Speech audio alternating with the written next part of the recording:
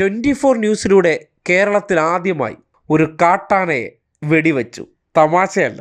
ശ്രീകണ്ഠൻ നായരുടെ ചാനലിലെ ഒരു അവതാരകൻ്റെ റിപ്പോർട്ടിംഗ് ആണ്. എക്സ്ക്ലൂസീവ്ലി ആദ്യമായി 24ലൂടെ ആ മയക്കുവെടി പൊട്ടിച്ചിരിക്കുകയാണ് സുഹൃത്തുക്കളെ. മയക്കുവെടി പൊട്ടിച്ചിരിക്കുകയാണ്. മയക്കുവെടി വെച്ചിരിക്കുന്നു ഉന്മേഷ്, മയക്കുവെടി വെച്ചിരിക്കുന്നു.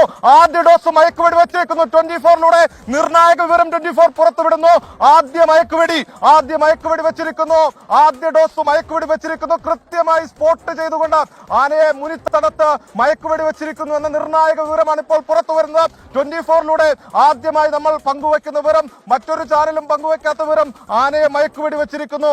ആനയുടെ ജീവൻ രക്ഷിക്കാനുള്ള നിർണായക ദൗത്യത്തിലേക്ക് ഡോക്ടർ അരുൺ സക്രി അടങ്ങുന്ന 50 അംഗ സംഘം കടന്നിരിക്കുന്നു എന്ന വിവരമാണ് ഇപ്പോൾ പുറത്തു വരുന്നത്. ഈ ആനയുടെ ദുരവസ്ഥ ആദ്യഘട്ടം മുതൽ പുറത്തുവിട്ടത് 24 ആയിരുന്നു. പിന്നീട് പലകുറി ഈ ആന കാടാമറയത്ത്. ഇതിന്റെ ദൃശ്യം മുഴുവൻ കൊടുക്കാൻ പറ്റില്ല.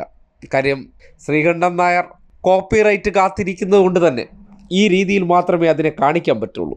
പക്ഷേ സത്യസന്ധമായി പറഞ്ഞാൽ ആ റിപ്പോർട്ടിംഗ് കേട്ടിട്ട് ഒരു മയക്കുവെടി ആ റിപ്പോർട്ടറുടെ ആസനത്തിലാണ് എടുക്കേണ്ടിയിരുന്നതെന്ന് പറയേണ്ടി വരികയാണ്. സംഭവം അതിരപ്പള്ളിയിലാണ്.